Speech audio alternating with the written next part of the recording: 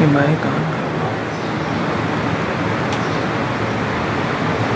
للہ رب العالمین والصلاة والسلام علی رسولہ محمد وآلہ واصحابہ اجمعین اما بعد فاعوذ باللہ من الشیطان الرجیم بسم اللہ الرحمن الرحیم یا ایہا الذین آمنوا کتب علیکم الصیام کما کتب علی الذین من قبلکم لعلکم تتقون وقال اللہ تعالی واعبد ربک حتی یأتیک الیقین وقال النبی صلی اللہ علیہ وسلم خیر العمل ادومها وان قل۔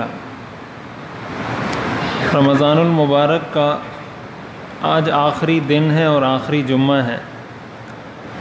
اس حوالے سے چند باتیں اور چند امور ایسے ہیں جن کا سمجھنا بہت ضروری ہے تاکہ ہم کچھ فائدہ حاصل کر سکیں آج کے دن سے بھی اور پھر اپنے آنے والی زندگی میں بھی۔ سب سے پہلی بات تو یہ ہے کہ رمضان المبارک کے مہینے کے بارے میں یہ بات تفصیل سے عرض کی جا چکی ہے کہ اس مہینے میں اللہ تعالیٰ انسانوں کی مغفرت فرماتے ہیں، رحمت فرماتے ہیں، جہنم سے خلاصی اور نجات عطا فرماتے ہیں۔ اور یہ بات بھی تفصیل سے عرض کر دی تھی کہ کون سے وہ لوگ ہیں جو اس مہینے کی مغفرت سے محروم رہتے ہیں، جو ماں باپ کے نافرمان ہوتے ہیں، رشتہ داروں کے ساتھ ان کے تعلقات ٹھیک نہیں ہوتے، دل میں کسی مسلمان کے لیے کینہ اور بغض رکھتے ہیں، شراب کے عادی ہوتے ہیں۔ ایسے لوگوں کی رمضان میں بھی مغفرت نہیں ہوتی، لیلۃ القدر میں بھی مغفرت نہیں ہوتی۔ اور پھر رمضان کے جو فضائل ہیں کہ اس میں ہمیں کیا کچھ حاصل ہوتا ہے، فرض پہ کیا ثواب حاصل ہوتا ہے، نفل پہ کیا حاصل ہوتا ہے۔ اب رمضان ختم ہونے جا رہا ہے اور حسن اتفاق یہ کہ آج جمعے کا دن ہے، تو جمعے کا دن ویسے بھی دنوں کا سردار ہے۔ حدیث شریف میں آتا ہے ان من افضل ایامکم الجمعہ، کہ تمہارے دنوں میں سب سے بہترین دن وہ جمعے کا دن ہے۔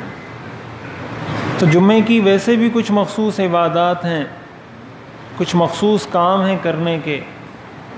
ان میں سے ایک جمعے کی نماز، یہ خود جمعے کی ایک مخصوص عبادت ہے جو عام دنوں میں نہیں ہوتی، یہ صرف جمعے کے دن یہ نماز ادا کی جاتی ہے، یہ بھی جمعے کی خاص عبادت ہے۔ اس کے علاوہ علماء نے لکھا ہے جن چیزوں کا اہتمام کرنا چاہیے، حدیث شریف سے جن چیزوں کا ثبوت ہوتا ہے جمعے کے دن ہر جمعے میں ہی کرنا چاہیے، اور پھر آج رمضان کا آخری جمعہ ہے، اس میں خصوصیت کے ساتھ اس لیے کرنا چاہیے۔ حدیث شریف میں آتا ہے انما الاعمال بالخواتیم، اعمال کا دار و مدار خاتمے پر ہے کہ آپ کا خاتمہ کیسا ہوا، اس کام کا انجام کیسا ہوا۔ تو اگر کسی کام کا انجام اچھا ہو، خاتمہ اچھا ہو، اس کا مطلب یہ کام اچھا تھا، اور اگر اس کا خاتمہ اچھا نہ ہو اس کا مطلب یہ کام اچھا نہیں تھا۔ تو اب رمضان اختتام پذیر ہونے جا رہا ہے، پھر جمعے کا دن ہے۔ اس میں جو سب سے پہلی چیز ہے جمعے کے دن کی جو جمعے کا خصوصی عمل ہے وہ درود شریف کی کثرت ہے۔ حدیث شریف میں آتا ہے ان من افضل ایامکم الجمعہ فاکثروا علی من الصلاۃ فیہ، کہ تمہارا سب سے بہترین دن جمعے کا دن ہے، لہٰذا اس دن مجھ پر کثرت سے درود پڑھا کرو۔ اب اس حدیث شریف کی روشنی میں، اس حدیث شریف سے ہمیں یہ معلوم ہوتا ہے کہ جمعے کے دن خصوصیت کے ساتھ درود شریف پڑھنے کا اہتمام تو ویسے بھی کرنا چاہیے، جمعے کے دن اور زیادہ اہتمام کے ساتھ اور کثرت کے ساتھ حضور علیہ الصلاۃ والسلام پر درود شریف پڑھنا چاہیے۔ آپ نے فرمایا ان صلاتکم معروضۃ علیہ، تمہارا درود مجھ پر پیش کیا جاتا ہے۔ اللہ کے فرشتے جو درود پڑھا جاتا ہے وہ حضور علیہ الصلاۃ والسلام تک پہنچاتے ہیں۔ تو پہلا عمل یہ ہے کہ درود شریف کی کثرت ہو، زیادہ سے زیادہ کوشش کی جائے کہ درود شریف پڑھا جائے، جو بھی معصور، منقول، مسنون جو بھی درود شریف ہو اس کو زیادہ سے زیادہ پڑھا جائے۔ ایک تسبیح پڑھ لی جائے، 2 تسبیح پڑھ لی جائے، 3 تسبیح پڑھ لی جائے، جتنا آدمی پڑھ سکتا ہے۔ دوسرا عمل جمعے کے دن کا جو حدیث شریف سے ثابت ہے وہ سورہ کہف کی تلاوت ہے۔ حدیث شریف میں آتا ہے کہ جو شخص اس کا معمول بنا لے اللہ تعالیٰ اس کے لیے اس جمعے سے اگلے جمعے تک کو روشن کر دیتے ہیں، نور پیدا فرما دیتے ہیں اس کے لیے۔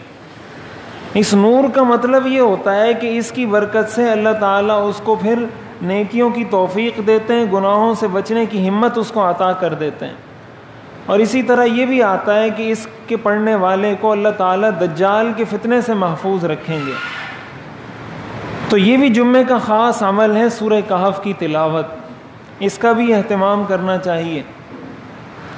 تیسرا جو عمل ہے جمعے کے دن کا خاص عمل وہ ہے دعاؤں کی کثرت، اس لیے کہ حدیث شریف میں آتا ہے کہ جمعے کے دن، ہر جمعے کے دن، چاہے وہ رمضان کا ہو یا غیر رمضان کا ہو، ہر جمعے میں ایک ساعت، ایک لمحہ، ایک گھڑی ایسی ہوتی ہے جس میں اللہ تعالیٰ جو بھی دعا اللہ سے مانگی جائے اللہ تعالیٰ اس کو قبول فرماتے ہیں، یعنی اس کو اسی حالت میں قبول فرماتے ہیں جو اس نے مانگا ہے۔ دعائیں تو ساری قبول ہوتی ہیں، انسان جو بھی دعا مانگتا ہے، لیکن یہ ان دعاؤں میں سے ہے جو اسی طرح اسی حالت میں اللہ تعالیٰ قبول فرماتے ہیں۔ اب علماء نے لکھا ہے کہ اس بارے میں علماء کے اختلاف ہے کہ وہ گھڑی کون سی ہے جس گھڑی میں اللہ تعالیٰ دعاؤں کو قبول فرماتے ہیں۔ اس میں بہت سارے اقوال ہیں علماء کے، دو اقوال زیادہ راجح ہیں۔ ان میں سے ایک قول یہ ہے کہ امام جب خطبہ دیتا ہے، دو خطبوں کے درمیان جب امام بیٹھتا ہے تو یہ جو عرصہ ہوتا ہے، یہ جو دورانیہ ہوتا ہے، یہ جو وقفہ ہوتا ہے، لمحہ ہوتا ہے، یہ دعا کی قبولیت کا لمحہ ہوتا ہے۔ یہ بات البتہ بتا دوں کہ اس موقع پر ہاتھ اٹھا کر دعا کرنا یہ سنت سے ثابت نہیں ہے۔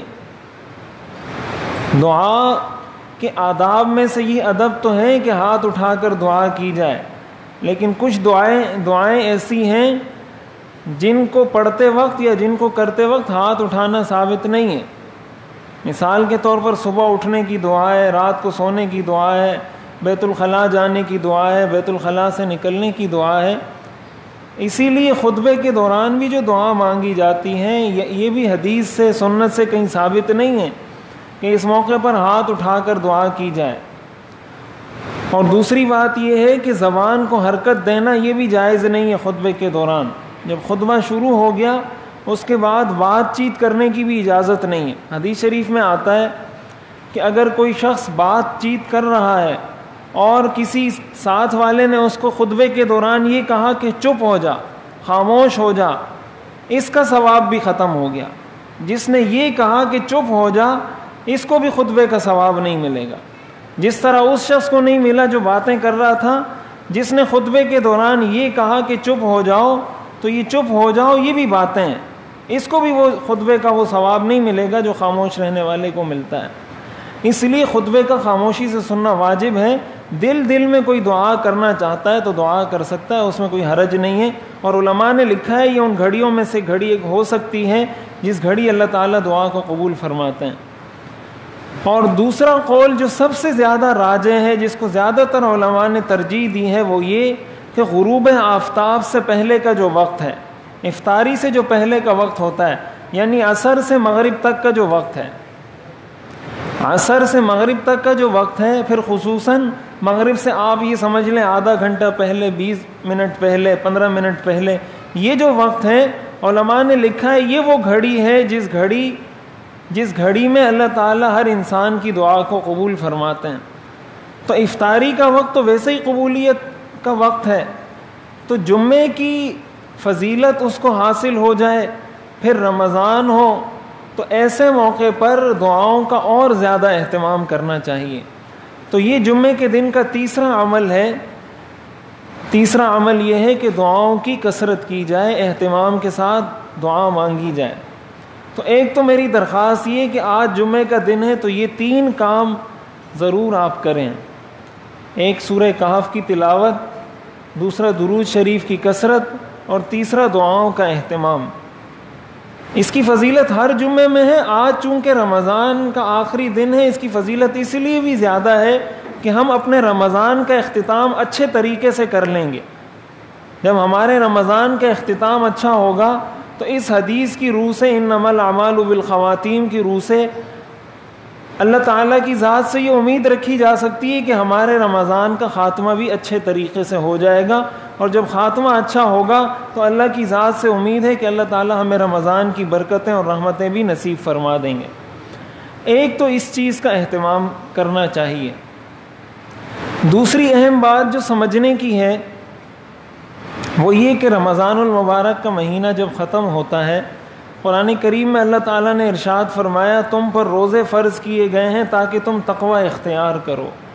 روزوں کا مقصد اللہ نے یہ بتایا کہ انسان میں تقوی پیدا ہو جائے، اور ظاہر ہے اس تقوی کا پتہ رمضان کے بعد چلتا ہے۔ رمضان میں تو اللہ تعالیٰ نے ماحول بنایا ہوتا ہے، شیاطین کو اللہ تعالیٰ قید فرما دیتے ہیں، جہنم کے دروازوں کو بند کر دیتے ہیں، جنت کے دروازوں کو کھول دیتے ہیں، اللہ کے فرشتے نازل ہوتے رہتے ہیں۔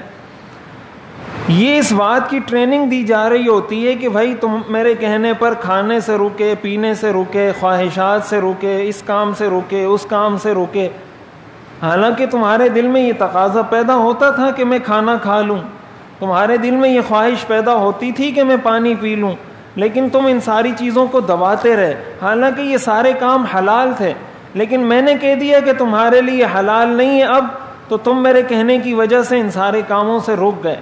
اب رمضان کا درس یہ ہے کہ ہم رمضان کے بعد کی زندگی کو اللہ کی مرضی کے مطابق بنائیں۔ دیکھیں، اللہ کی مرضی کے مطابق زندگی گزارنا کوئی مشکل کام نہیں ہے۔ جب یہ بات کی جاتی ہے تو لوگوں کے ذہن میں یہ سوال آتا ہے کہ یہ تو بڑا مشکل کام ہے، کون 5 وقت کی نمازیں پڑھے گا، کون جو ہے نا اپنی نظروں کی حفاظت کرے گا، کون حرام سے اپنے آپ کو بچائے گا، کون اپنے اخلاق اچھے کرے گا، وغیرہ وغیرہ جتنے بھی شریعت کے احکام ہیں۔ تو دیکھیں، جو بھی انسان ہوتا ہے وہ کسی نہ کسی پابندی میں تو جکڑا ہوا ہوتا ہے، کوئی بھی انسان آزاد تو نہیں ہے۔ اس معنی میں آزاد نہیں ہے کہ وہ اپنی مرضی سے جو بھی کرنا چاہے کر لے۔ آپ گھر میں رہتے ہیں تو آپ کے گھر میں آپ کے والد کا، آپ کے والدین کا قانون چلتا ہے یا نہیں چلتا؟ آپ کے والدین نے آپ کو کہا ہے کہ 12 بجے کے بعد آپ کبھی ہمیں باہر نظر نہ آئیں، 12 بجے سے پہلے گھر آ جائیں، یا والد نے کہا ہے کہ بھائی اسکول کا ٹائم ہو، مدرسے کا ٹائم ہو تو تم مجھے گھر میں نظر نہ آؤ، یا والد نے کہا ہے کہ یہ کام کرنا ہے، یہ کام نہیں کرنا۔ اب گھر میں رہتے ہوئے بھی آپ آزاد نہیں ہیں۔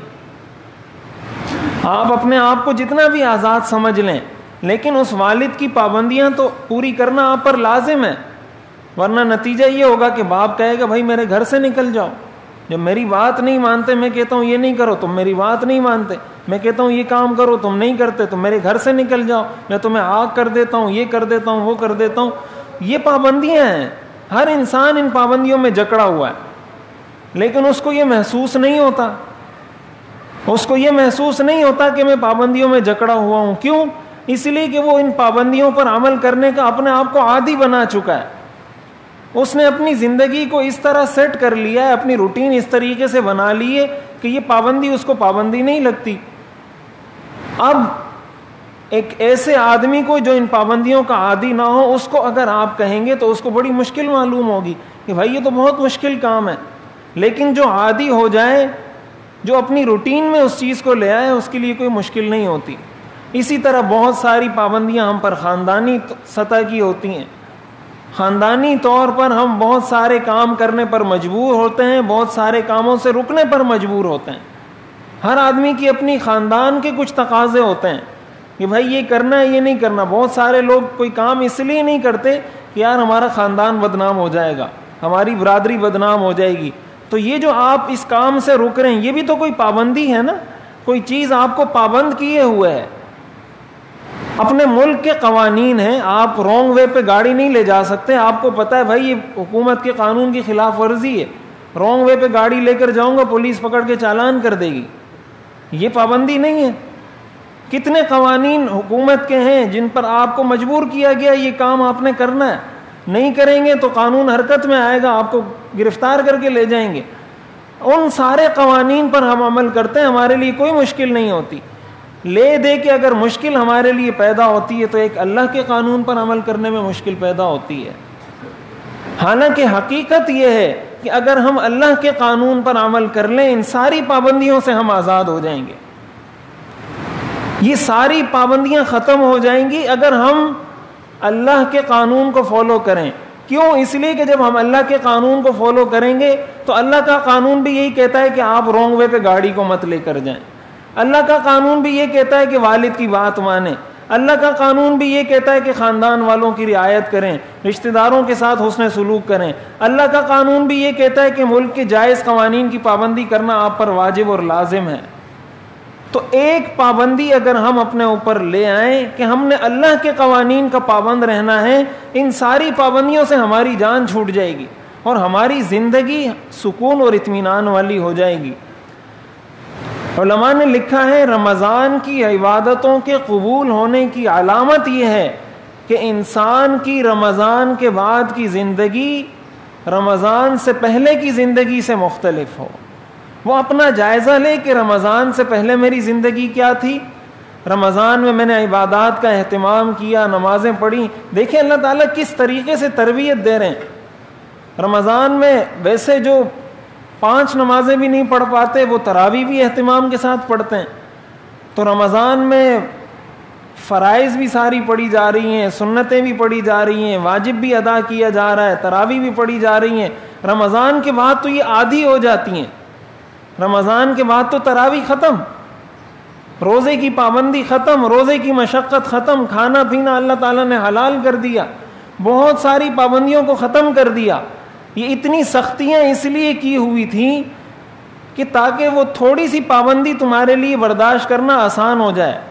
جب اتنی مشکل انسان برداشت کر لیتا ہے, بڑی مشکل انسان برداشت کر لیتا ہے, تو چھوٹی پریشانی, چھوٹی مشکل پھر اس کو مشکل نہیں لگتی. اللہ تعالیٰ نے اتنی اونچی سطح پہ لے جا کر کہا کہ کھاؤ بھی نہیں, پیو بھی نہیں, خواہشات کو بھی پورا نہ کرو, یہ بھی نہ کرو, یہ بھی نہ کرو, تراویح بھی پڑھو, روزے بھی رکھو.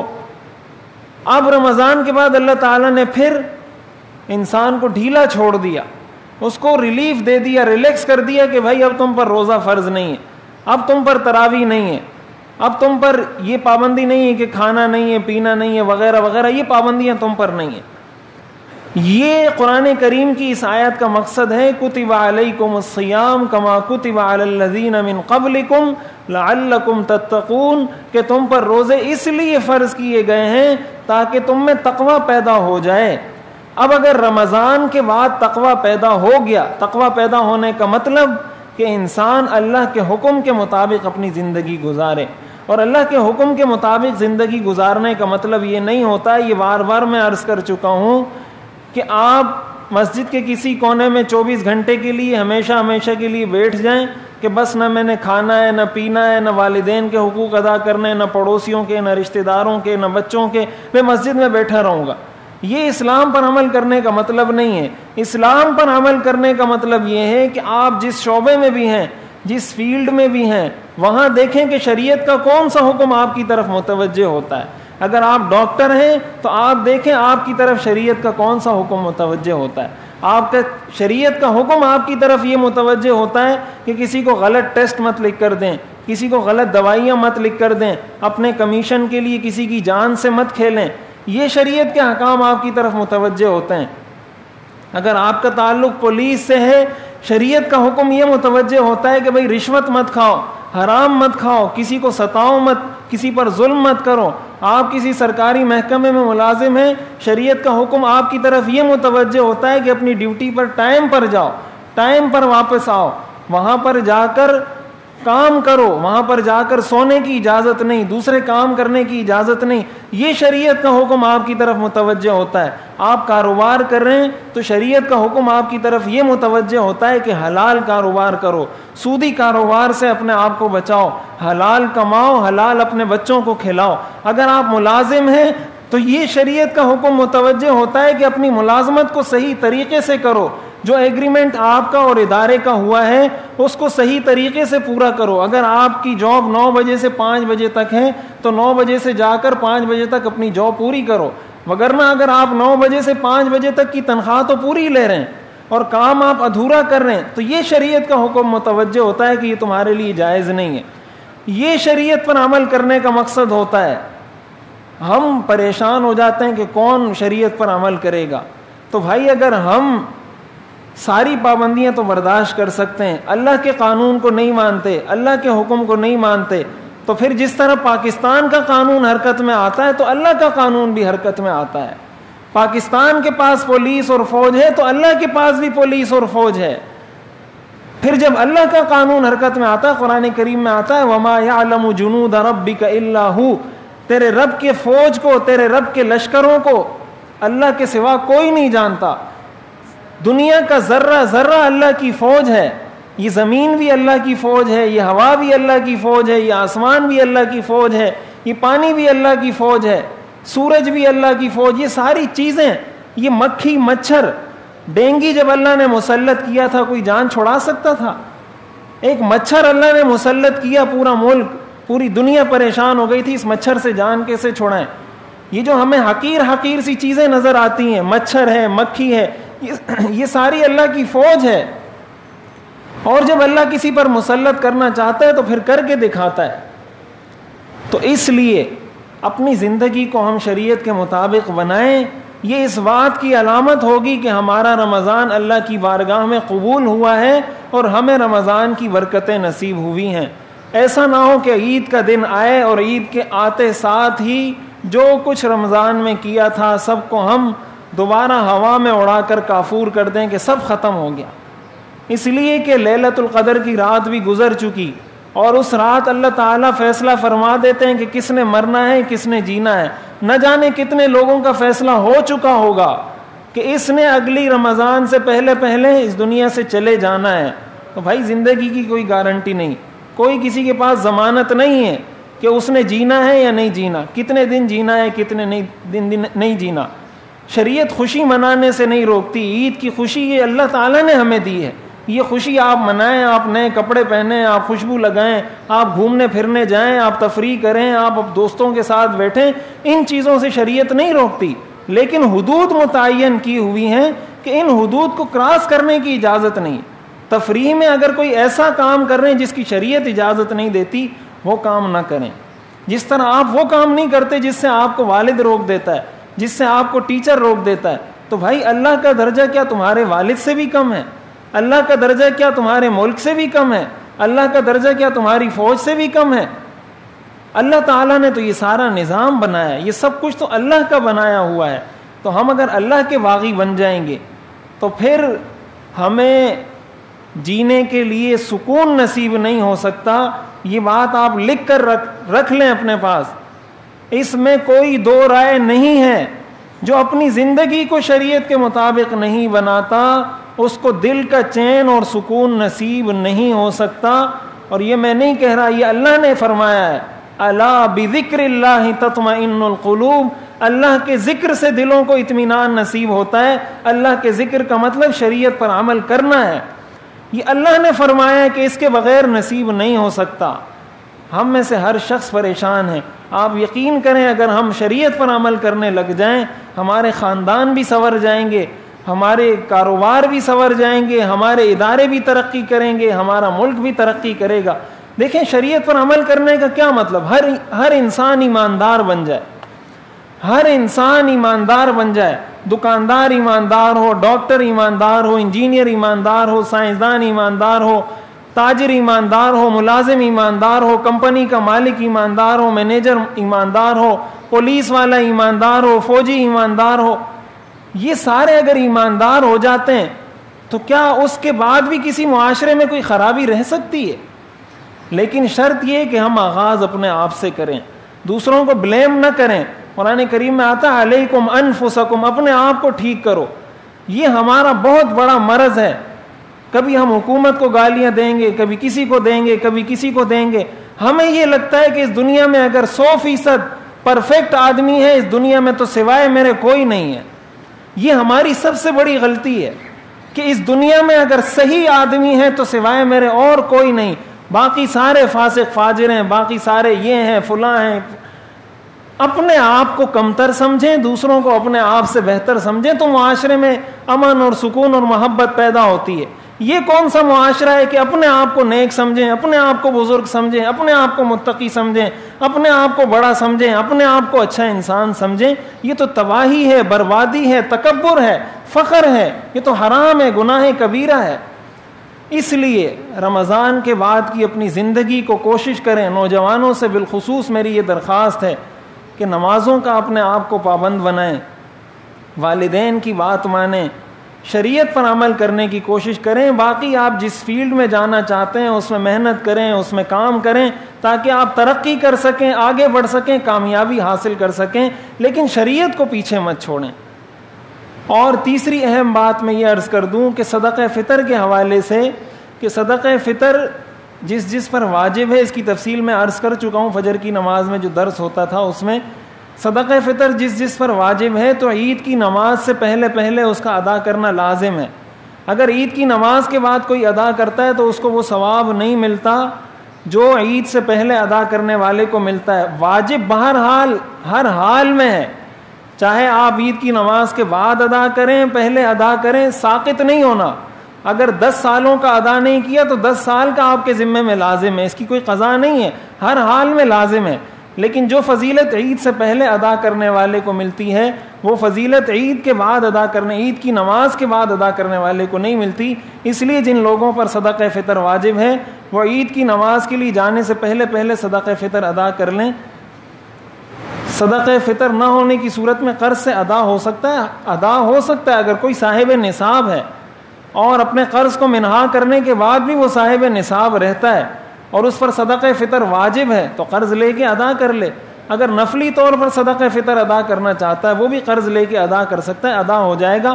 میں مختصراً عرض کرتا ہوں، صدقہ فطر کا نصاب 5 چیزیں ہیں: سونا، چاندی، نقدی، مال تجارت اور ضرورت سے زائد سامان۔